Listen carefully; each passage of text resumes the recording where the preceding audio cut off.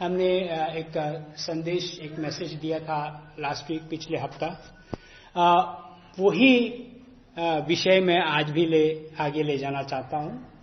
और आज एक ये क्रिसमस कहानी का बहुत ही जो सेंट्रल मध्यम में जो कैरेक्टर है, उसके बारे में मैं कुछ आपके सामने में बांटूंगा आज। और उस व्यक्ति का नाम है मिरियम, मेरी।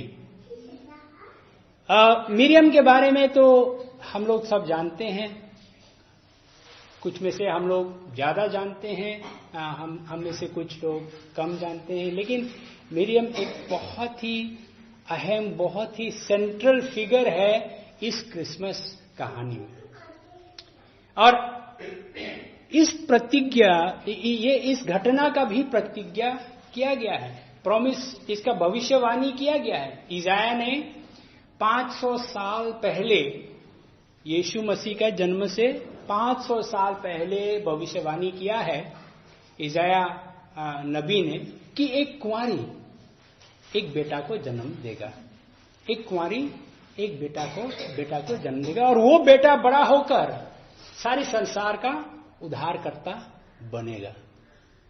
तो ये बहुत ही शायद सुनने वाले लोग में चिंता करने लगा है कि ये कैसा होगा, कुंवारी जन्म देगा, ये कैसा हो सकता है। तो और आप कल्पना कर सकते हैं कि उस जगह, वहां इज़राइल में हर परिवार और हर संगठन जहां पे फेलोशिप होती थी, सिनेगॉग बोलती थी उस समय, हर सब्बात के दिन, क्योंकि उस समय पुराने नियम में सब्बात चलता था, तो सब्बात के दिन में जब भी परमेश्वर के वचन को सिखाया जाता है और इज़ाया की किताब से सभी लोगों के सामने में वचन बांट दिया गया था, उस समय शायद लोग ये सवाल पूछने लगे कि कुंवारी जन्म देगा और उस बेटा से पूरी इज़राइल और संसार को उद्धार मिलेगा, ये कैसा हो सकता है। और शायद मरियम ने भी कई बार फेलोशिप जो हुए थे, तो फेलोशिप के समय में इस वचन को सुनने मिला है।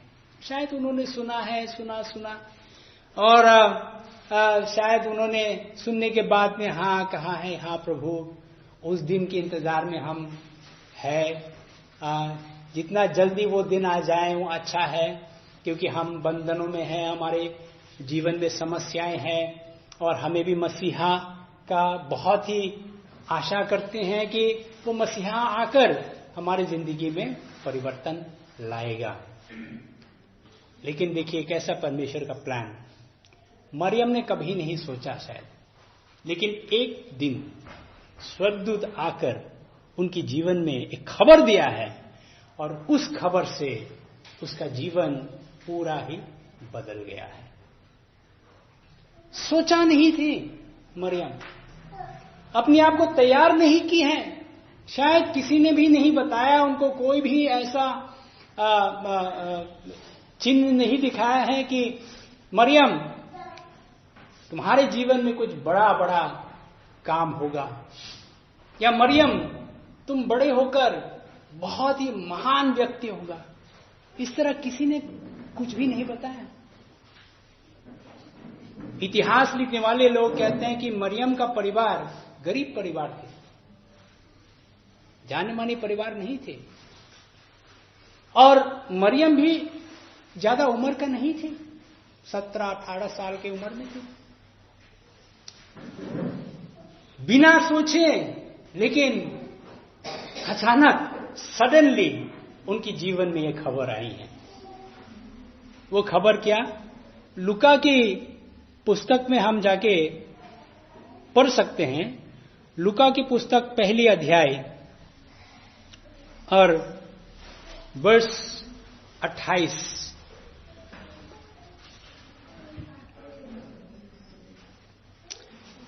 छब्बीस से आप पढ़ सकते हैं, 26 से हम लोग पढ़ेंगे। आइए।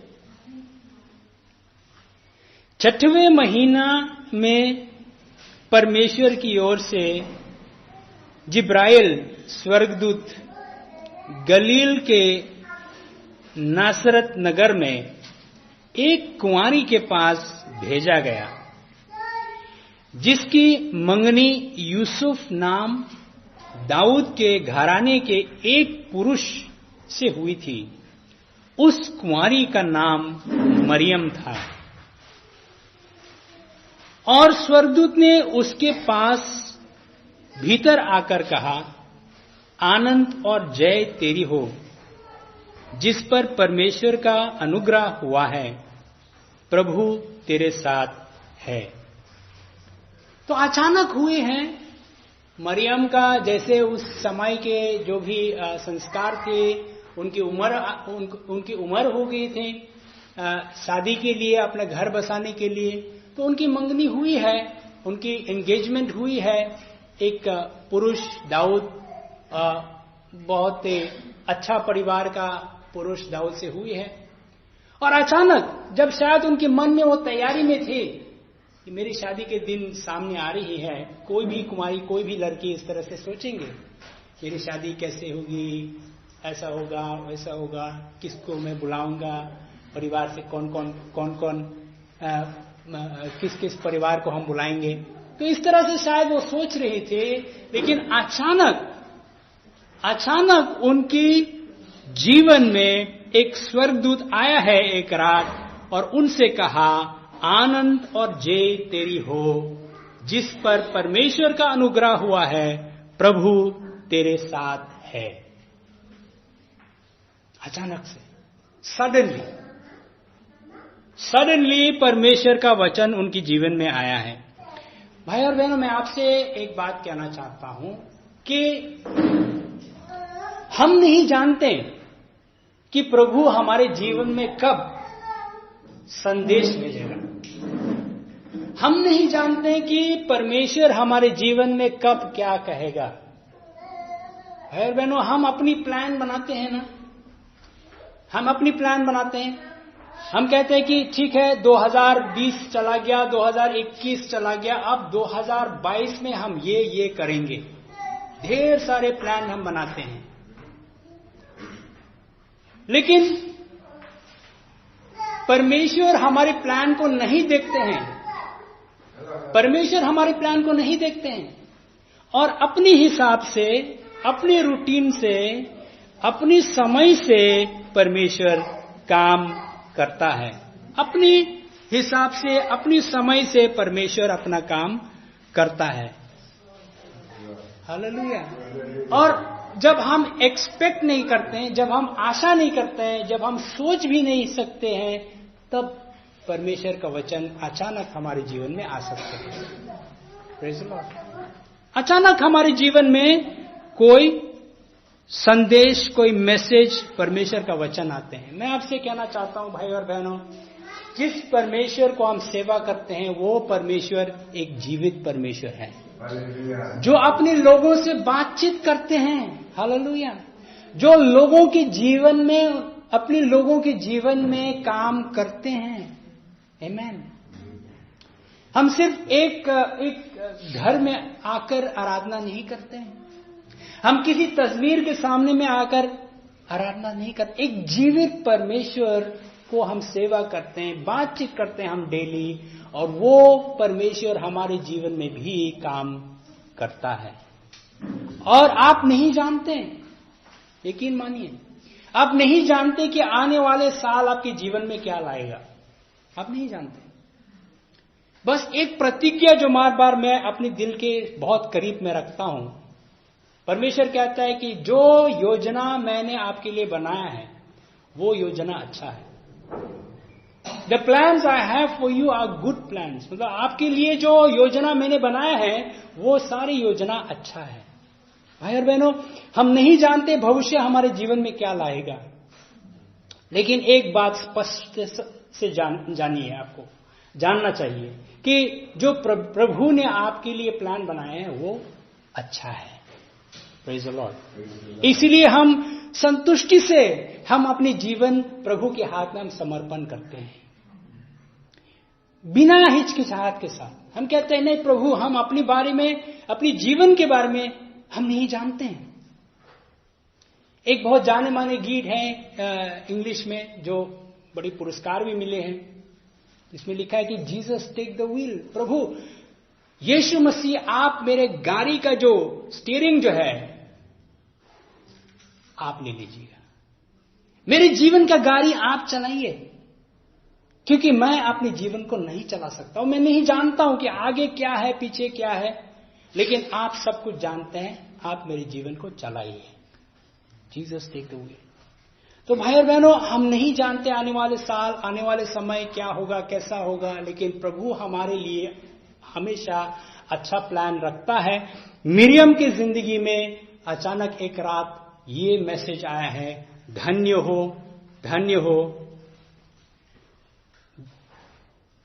प्रभु तुम्हारे जीवन में कुछ करने वाला है। The lord is with you, प्रभु तेरे साथ है। लेकिन ये वचन सुनने के बाद में, जैसे आपका भी हो सकता है, मेरे जीवन में भी हो सकता है, मिरियम बाइबल कहता है कि कंफ्यूज हो गया, कंफ्यूज। 29 वाला वचन कहता है कि वो उस वचन से बहुत घबरा गए, वो उस वचन से बहुत घबरा गए और सोचने लगे कि ये किस प्रकार का अभिवादन है, ये क्या है, what kind of greeting. She was confuse, मतलब वो उनको समझ में नहीं आई। एक स्वर्गदूत आया है, मुझसे संदेश दिया है, मुझसे कहा कि परमेश्वर का अनुग्रह तेरे साथ है, इसका मतलब क्या है, व्हाट इज द मीनिंग। भाई और बहनों, जब हम प्रभु के बारे में सोचते हैं, जब हम अपनी विश्वास के बारे में सोचते हैं, मैं नहीं कहता हूं कि शुरुआत से अंत तक आपको सब समझ में आएगा विश्वास के बारे में। कल ही मैं अपनी मम्मी के साथ बातचीत कर रही थी और मैंने कहा कि जिंदगी के बारे में या आपके विश्वास के बारे में, जो हम विश्वास करते हैं, या परमेश्वर के बारे में, मैं नहीं कह सकता हूं कि मैं सब कुछ समझता हूं, आई नो एवरीथिंग, मैं सब कुछ समझता हूं। नहीं, कुछ कुछ हिस्सा मैं समझता हूं, कुछ कुछ हिस्सा मैं बिल्कुल ही समझ नहीं सकता हूं। ये मेरी जिंदगी में ये घटना क्यों आई है, ये घटना मेरे जीवन में क्यों हुई है, ये मैं नहीं जानता हूं। तो मरियम के जीवन में भी उस दिन यही हुए थे और उन्होंने सोचने लगे हैं कि ये किस तरह का वचन है, इसका मतलब क्या है। इतनी लाखों महिलाएं जो थी वहां इजराइल में, उनमें से मेरे पास ये वचन आए, मुझ में क्या खासियत है, क्या स्पेशलिटी है मुझ में कि परमेश्वर ने मेरे जीवन में आकर ये संदेश दिए हैं। बाइबल हमको नहीं बताते, बाइबल हमको नहीं बताते कि क्योंकि मिरियम के जीवन में इस तरह की खासियत है, स्पेशल चीजें हैं, इसीलिए परमेश्वर ने और स्वर्गदूत ने इनके जीवन में आए हैं, नहीं। और दूसरे बाइबल के दूसरे भाग में तो हमने ऐसे पढ़ने मिला है इजराइल के बारे में कि परमेश्वर ने लिखा, मत सोचो कि तुम लोग स्पेशल हो इसीलिए मैंने तुझको चुना है, लेकिन हकीकत यह है कि मैंने तुझको चुना है क्योंकि मैं तुझसे प्रेम करता हूं। व्यक्ति के बारे में भी ये है, हम सोचते हैं कि मुझे उधार मिले हैं लेकिन ये दूसरे आदमी को उधार नहीं मिले हैं, ये अन्य व्यक्ति ने यीशु को नहीं जाना है, मुझ में क्या खासियत है, मुझ में क्या स्पेशलिटी है, मैंने क्या किया, क्या मैंने अच्छा काम किया। कुछ हमारे दोस्त कहेंगे नहीं, आपने पुराना जीवन में अच्छा काम किया इसलिए आपने आशीष मिले हैं। ये नहीं सोचते, बाइबल हमको वो नहीं सिखाता है। लेकिन हम नहीं जानते क्यों प्रभु ने हमको चुना है। बाइबल कहता है कि परमेश्वर ने आपको चुना क्योंकि उन्होंने आपसे प्रेम किया है। यूहन्ना की पुस्तक में यही लिखा है, यीशु ने कहा कि आपने मुझे नहीं चुना है, मैंने आपको चुना है। आपने मुझे नहीं चुना, मैंने आपको चुना है। भाई और बहनों, हम लोग इतनी हैं यहां, लेकिन एक भी हम में से एक भी ये नहीं कह सकता है कि मैंने यीशु मसीह को चुना है, मैंने यीशु मसीह को चुना है। हाँ, अंत में आपने हाँ बोले हैं, अंत में आपने अपने यस कही हैं, अंत में आपने कहा हाँ यीशु मसीह, लेकिन पहले कदम किसने लिया?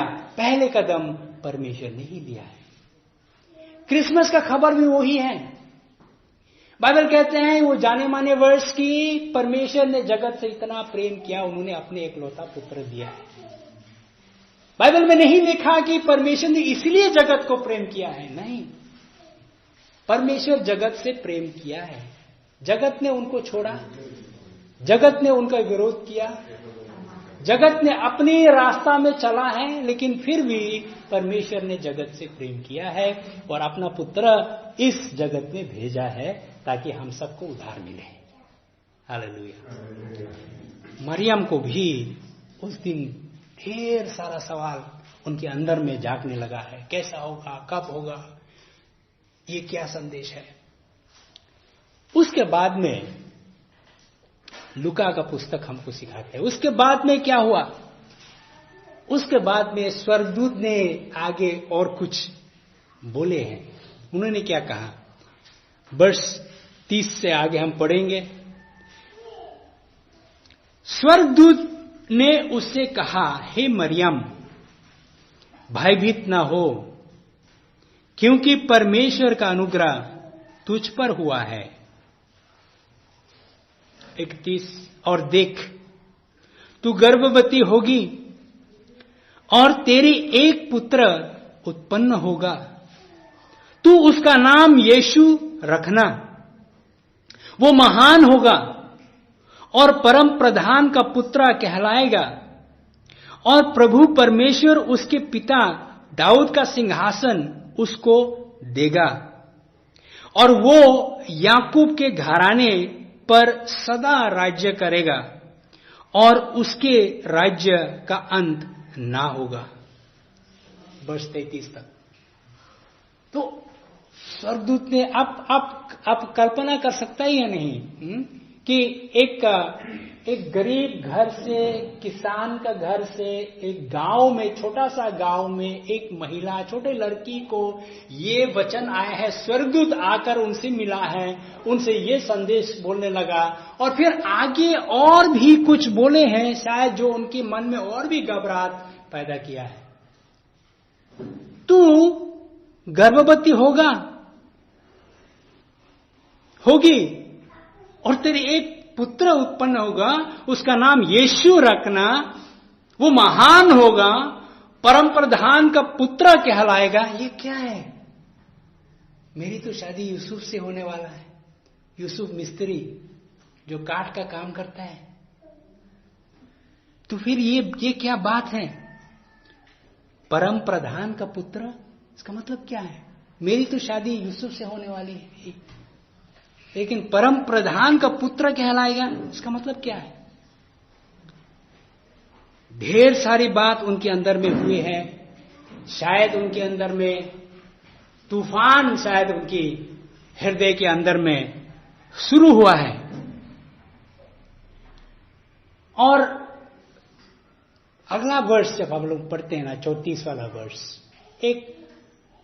एक नादान लड़की, इनोसेंट गर्ल, एक सिंपल सा सवाल, साधारण सवाल उन्होंने पूछे। सिंपल सवाल। मरियम ने स्वर्गदूत से कहा, ये कैसे होगा? ये कैसे होगा? मैं तो पुरुष को जानती ही नहीं, मेरी तो कुछ संबंध नहीं हुई है किसी पुरुष के साथ। इतनी बड़ी बड़ी बात आप कह रहे हैं, इतनी बड़ी बड़ी बात आप कह रहे हैं, ये कैसा होगा? ये कैसा होगा? भाई और बहनों, मैं आपसे भी ये, क्योंकि बाइबल का जो भी घटना होती है ना, वो हमारी शिक्षा के लिए होते हैं। Praise the Lord. एक भी वर्स बाइबल में बेकार नहीं होता है। हर एक वर्ष से हमको शिक्षा मिलते हैं, हर एक वचन से हमको शिक्षा मिलते हैं। तो यहां पे जो मरियम ने सुनने मिला कि ये बड़ी बड़ी बात होगा, उन्होंने एक सिंपल साधारण सा सवाल पूछा है कि ये कैसा होगा, मैं तो पुरुष को जानती ही नहीं, मैं किसी पुरुष को नहीं जानती हूं।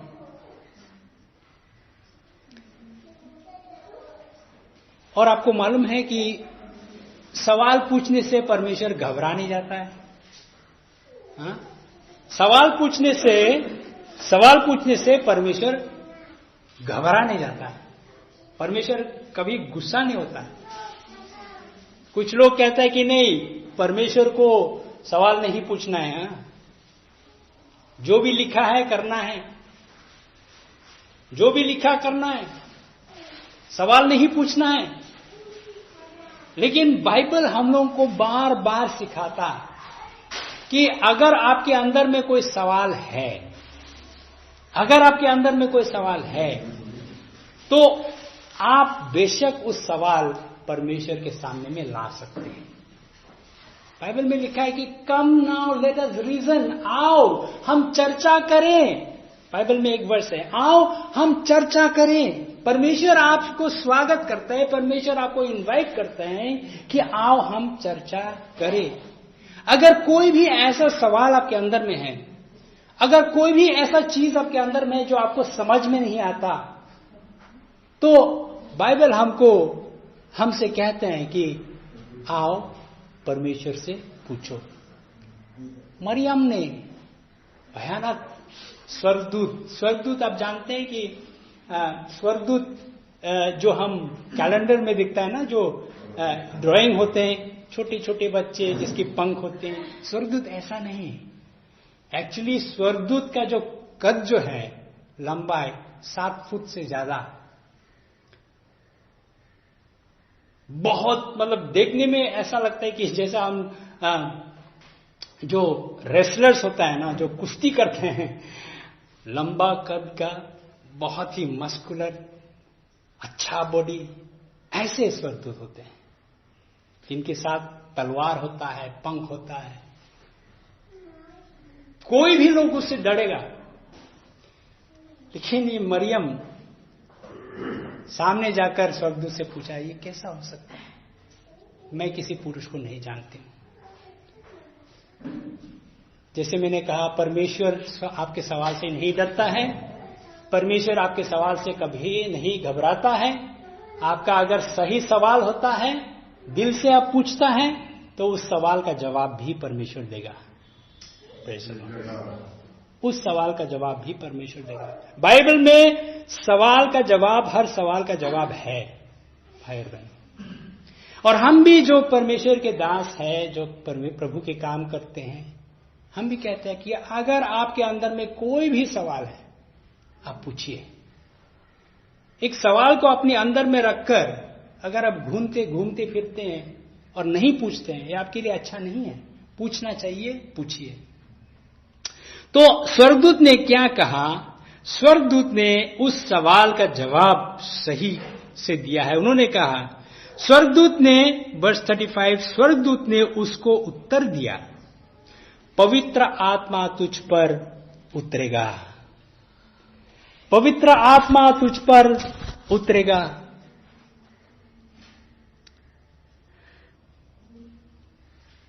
और परम प्रधान की सामर्थ्य तुझ पर छाया करेगी, इसलिए वो पवित्र जो उत्पन्न होने वाला है परमेश्वर का पुत्र कहलाएगा।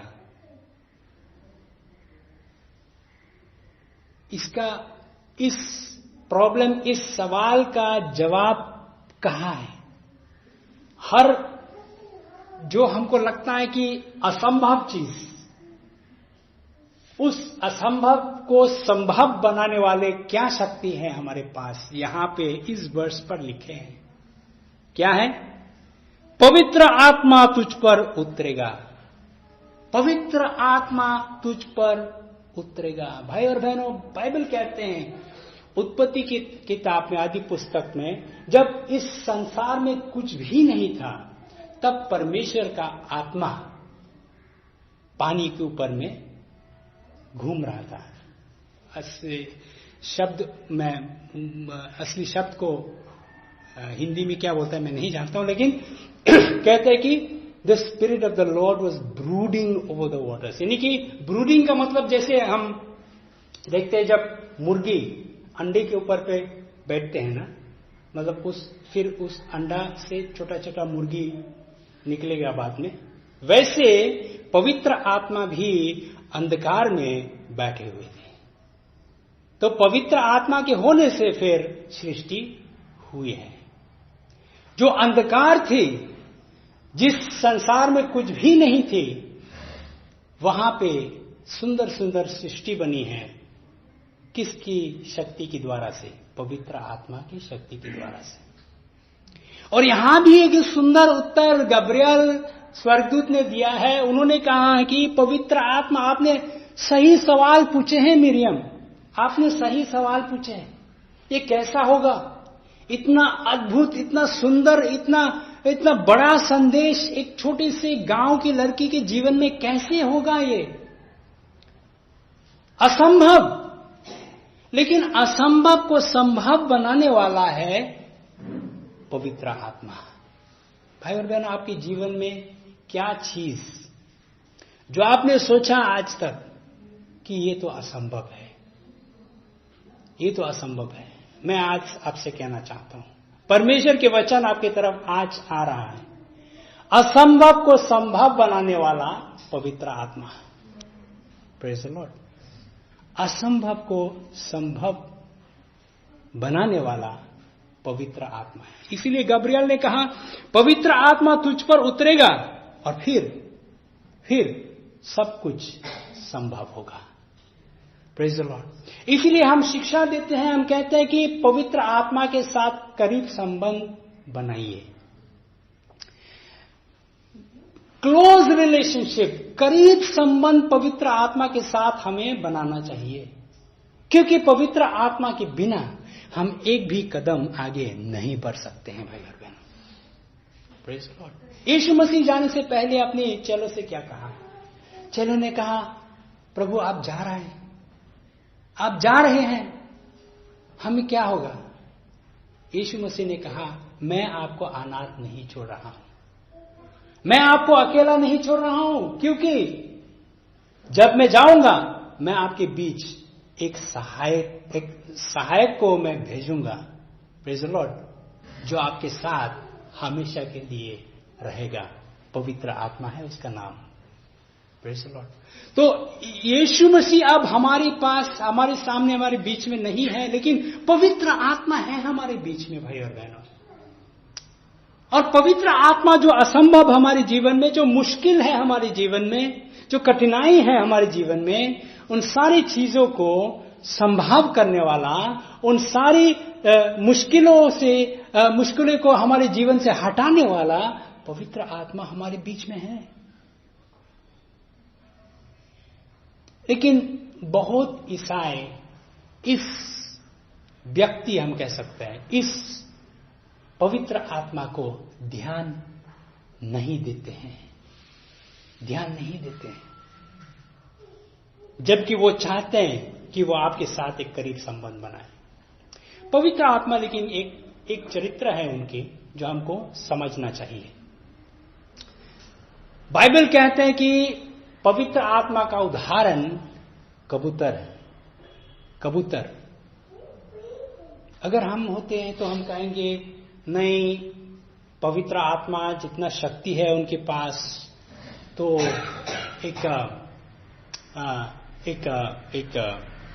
ईगल ना, ईगल क्या कहते हैं आप लोग असमीज में? हाँ, ये हो सकता, ये होना चाहिए सिल, ईगल। हाँ, क्योंकि बहुत ताकत है उनके पास, है ना, जानवर को भी मारता है, इतना ऊंचा ऊंचा हाइट पे उड़ता है। पवित्र आत्मा तो वैसा है। लेकिन बाइबल हमसे कहता है कि नहीं, पवित्र आत्मा एक कबूतर की तरह होता है। और कबूतर का चरित्र क्या होता है? कि अगर आप चुप कहते हैं, कबूतर फट से उड़ जाता है, चला जाता है। थोड़ा सा अगर कोई चीज है जिसको वो पसंद नहीं करते हैं या जिससे वो घबरा जाते हैं, तो कबूतर कुछ नहीं कहेगा, उड़ के चला जाएगा। पवित्र आत्मा का चरित्र भी वैसे है।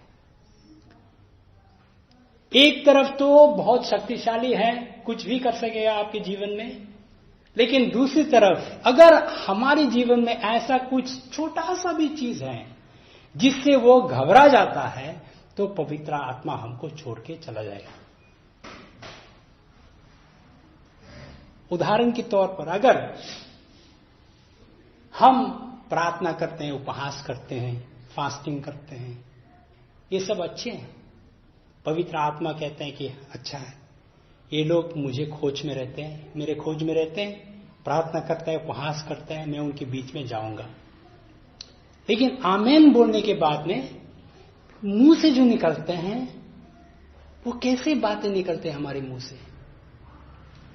अन्य लोगों के बारे में हम बुरा बुरा चीज कहने लगते हैं, या हम किसी के विरोध में हम बोलते हैं, या गुस्सा से हम कुछ बोलते हैं, झूठ हम बोलते हैं। तो जो मुंह से निकलते हैं भी वो उन शब्दों के कारण से पवित्र आत्मा कहते हैं कि नहीं, मैं चला जाता हूं। तो एक तरफ से हमने उपवास करके हमने बुलाया, कहते पवित्र आत्मा आ हमारे बीच में आओ, मांगते हैं हम, ढूंढते हैं हम, प्रार्थना करते हैं हम।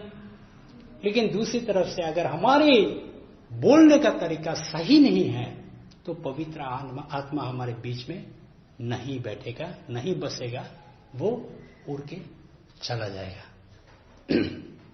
भाई और बहनों, आपके जीवन में और मेरे जीवन में अच्छी चीज लाने वाला शक्ति पवित्र आत्मा ही है। Praise the Lord. हमारे जीवन में परिवर्तन, चेंज लाने वाला शक्ति पवित्र आत्मा ही है। तो इसलिए हमें पवित्र आत्मा से करीब संबंध बनाना चाहिए। Praise the Lord. और जैसे गब्रियल ने कहा मरियम से, जो असंभव चीज मरियम आपके जीवन में संभव होगा, क्योंकि पवित्र आत्मा आपके साथ है। Praise the Lord. आने वाले दिन में भाई और बहनों, असंभव चीज आपके जीवन में संभव होने वाला है अगर पवित्र आत्मा आपके साथ होता। पवित्र आत्मा आपके साथ नहीं होता तो वो असंभव असंभव ही रहेगा, और जितना भी हम कोशिश करते हैं वो कोशिश अधूरा रहेगा। लेकिन असंभव को संभव बनाने वाला शक्ति पवित्र आत्मा है। उनसे आपको संबंध, करीब संबंध आपको बनाना चाहिए। Praise the Lord. ये सुनने के बाद में क्या हुआ? मरियम ने क्या कहा? इस सुनने के बाद में मरियम ने वर्ष 38 में क्या कहा है? मरियम ने कहा, देख मैं प्रभु की दासी हूं, तेरे वचन के अनुसार मेरे साथ ऐसा हो। तब स्वर्गदूत उसके पास से चला गया। और इस लड़की में मैं आदर के साथ में बोलना चाहता हूं, इस छोटी लड़की के जीवन को देखकर मुझे बहुत ही आशीष मिली है। सारे सब कुछ उनको समझ में नहीं आए हैं, लेकिन जो गब्रियल ने कहा, उनसे जो संदेश दिया है, उस संदेश को उन्होंने अपना लिया, उस संदेश को उन्होंने स्वीकार किया है। सब कुछ उन्होंने समझ में नहीं आया, लेकिन स्वीकार किया है। और स्वीकार करने के बाद में उन्होंने अंगीकार भी किया है, कन्फेस भी किया है। उन्होंने क्या कहा?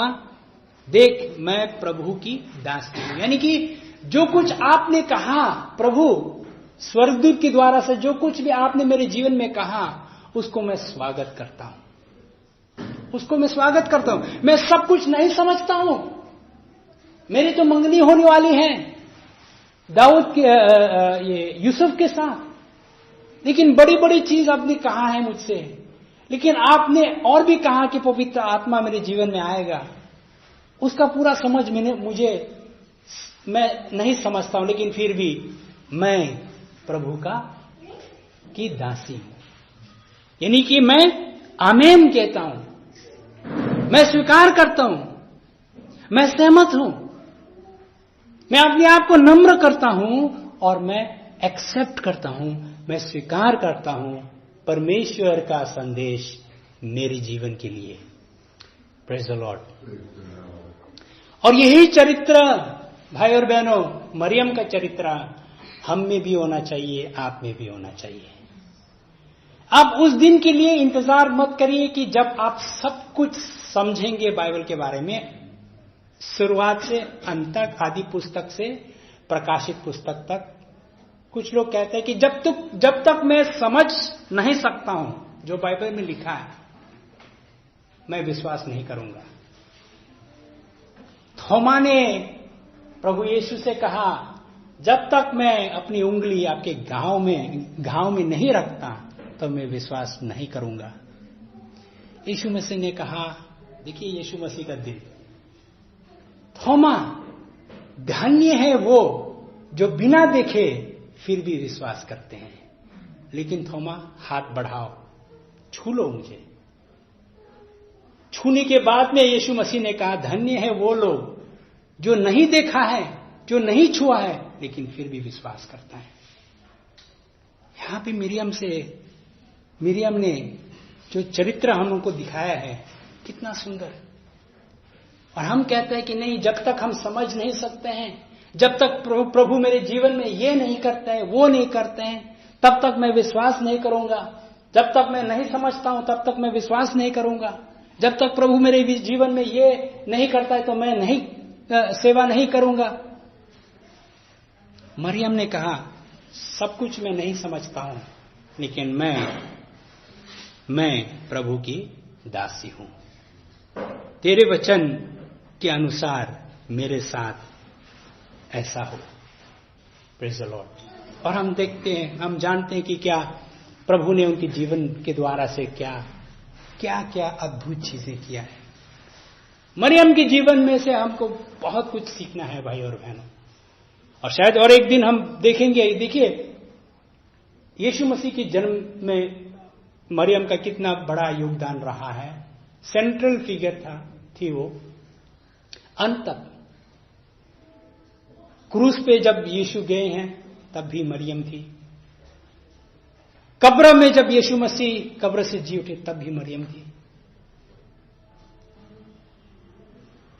हर कलीसिया में ऐसे चेले होते हैं जो चुपचाप अपना काम करते हैं। हम में से बहुत लोग, खास करके हम जो वचन देते हैं, गाना गाते हैं या आगे आगे होते हैं लीडर्स, हम लोग बार बार आपको दिखाई देगा, फोटो भी उठाएगा उनकी ही, नाम भी लिखेगा उनकी ही।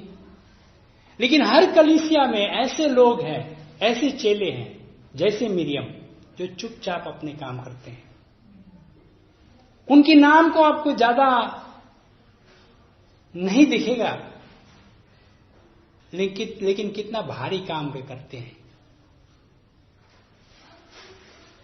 बाइबल में ऐसे बहुत लोग हैं। निकोडिमस भी एक व्यक्ति, इसके बारे में मैं भी बहुत मानता हूं। निकोडिमस, आपको याद है, एक बार उन्होंने आके पूछा है यीशु मसीह से, ये नए जन्म आप बोलते हैं, पुण्य जन्म जो है, बॉर्न अगेन, ये क्या चीज है? निकोडिमस ने पूछा है। क्या एक बड़ा व्यक्ति, बुजुर्ग आदमी, क्या वो फिर से अपनी मां के पेट में जा सकते हैं? आप पुण्य जन्म के बारे में कहते हैं, बॉर्न अगेन पूछा है।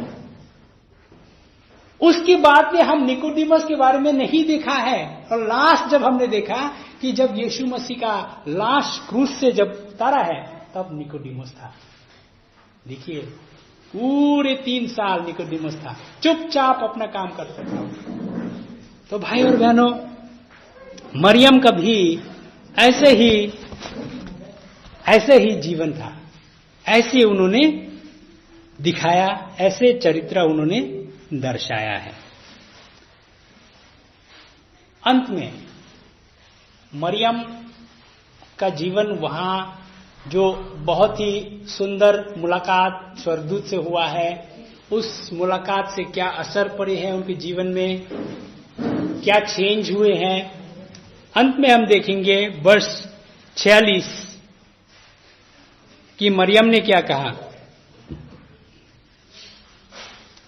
मरियम ने उस घटना से ऐसे सीखा है कि परमेश्वर महान, मैं छोटा, सब कुछ मैं नहीं समझता हूं, लेकिन परमेश्वर महान है और जो कुछ भी उन्होंने कहा मेरे जीवन में स्वयं होगा, सही में होगा।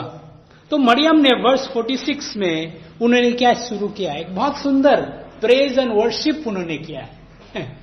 प्रेज एंड वर्शिप यानी कि उन्होंने प्रभु को स्तुति किया है, प्रभु को आराधना किया है, प्रभु को धन्यवाद दिया है, और बहुत ही सुंदर गीत हम बोल सकते हैं यहां बाइबल में लिखा है। आप खुद पढ़िए घर में जाके, मैं थोड़ा सा आपके सामने में सुनाता हूं और फिर हम लोग अंत में आएंगे।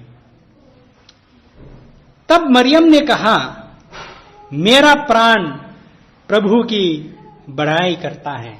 हालेलुया। मेरा प्राण प्रभु की बड़ाई करता है और मेरी आत्मा मेरे उद्धार करने वाले परमेश्वर से आनंदित हुई। एक छोटी सी सच्चाई मैं आपके सामने में रखना चाहता हूं। मरियम ने यीशु के बारे में कहा, मेरी परमेश्वर, उद्धार करने वाले परमेश्वर। मरियम ने खुद यीशु से कहा है, मेरा बेटा होने वाला है, मुझसे निकलेगा, जन्म मैं ही दूंगी, लेकिन ये जिसको मैं जन्म दूंगी ये मेरा क्या होगा, ये मेरा उद्धारकर्ता बनेगा। बहुत ही इस बात को आपको दिल में रखना चाहिए, क्योंकि उसने अपनी दासी की दीनता पर दृष्टि की है। इसलिए देखो, अब से सब युग युग के लोग मुझे धन्य कहेंगे। हालेलुया। हम मरियम को धन्य कहते हैं क्योंकि परमेश्वर ने उनके जीवन में अद्भुत काम किया है, और मरियम के द्वारा से प्रभु मरियम के जीवन में ऐसा अच्छा काम किया है, और मरियम ने स्वीकार किया है प्रभु के वचन को। इसीलिए हमारे जीवन में और इस संसार में उद्धारकर्ता आया है, क्योंकि उस शक्तिमान ने मेरे लिए बड़े बड़े काम किए हैं और उसका नाम पवित्र है, और उसकी दया उन पर जो उससे डरते हैं पीढ़ी से पीढ़ी तक बनी रहती हैं। उसने अपना भुजबल दिखाया, और जो अपने मन में धन्यवाद करते थे उन्हें तितर बितर किया।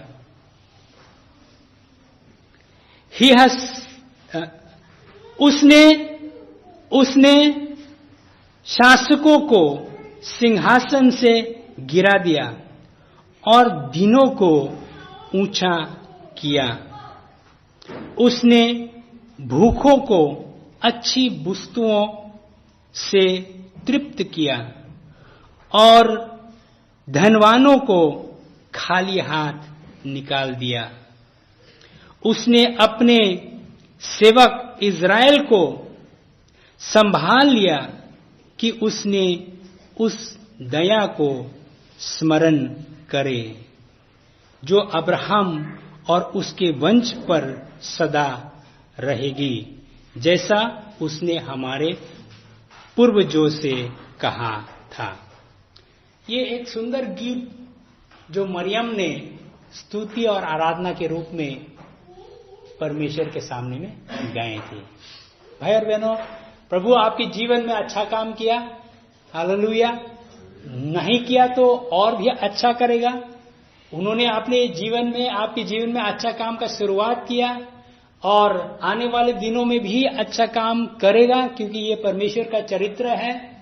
भाई और बहनों, हमारे जीवन में एक स्तुति आराधना की आदत बनना चाहिए, जैसे मिरियम के हुए हैं।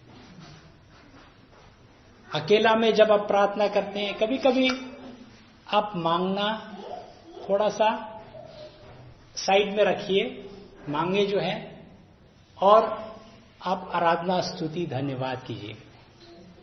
हम प्रार्थना करते हैं सिर्फ उस समय में जब हमें कुछ जरूरत होते हैं, तब हम प्रार्थना करते हैं।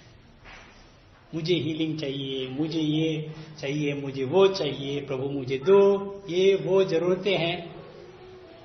ऐसा करिए, थोड़ा सा साइड में रखिए और प्रभु को धन्यवाद स्तुति आराधना करिए, जैसे मिरियम ने किए।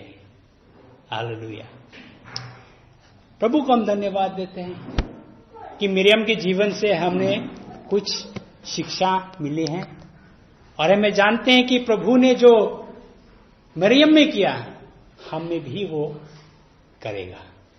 आपके जीवन में मैं फिर से बोलूंगा, जो असंभव चीज है, जो आपने देखकर कहा है कि ये तो असंभव है, हो सकता है किसी के साथ को रिश्ते संबंध फिर से जोड़ने के लिए आपने कहा ये कभी नहीं होगा, ये असंभव संभव होगा।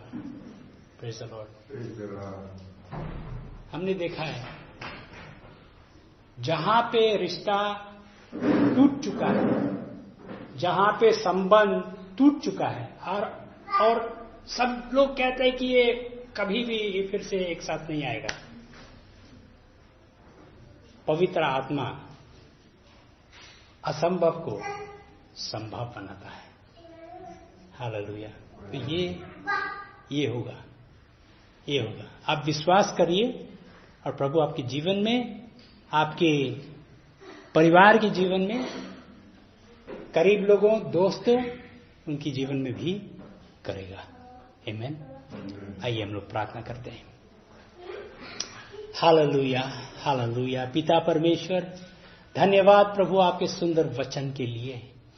धन्यवाद प्रभु उस महिला, धन्य महिला मरियम के लिए प्रभु, जिसके जीवन से हमें बहुत शिक्षे मिले हैं प्रभु। उनके चरित्र, उनके जीवन में जो आपने किया है, जो अद्भुत काम किया है प्रभु, वो आप आज भी बहुत लोगों के जीवन में आप कर रहे हैं।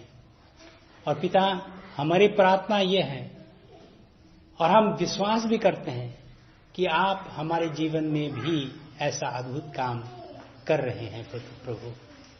मैं प्रार्थना करता हूं कि जो भी यहाँ पे मौजूद हैं और जो भी इस वचन को सुन रहे हैं, जहां पे भी सुन रहे हैं, उन सभी को आशीष कर प्रभु, उन सभी को आशीष कर, उन सभी को ऐसे उनके जीवन में ऐसा काम कर प्रभु कि वो समझ सकेंगे कि पिता परमेश्वर, स्वर्गीय पिता, उनके जीवन में कुछ कार्य कर रहा है, अद्भुत काम।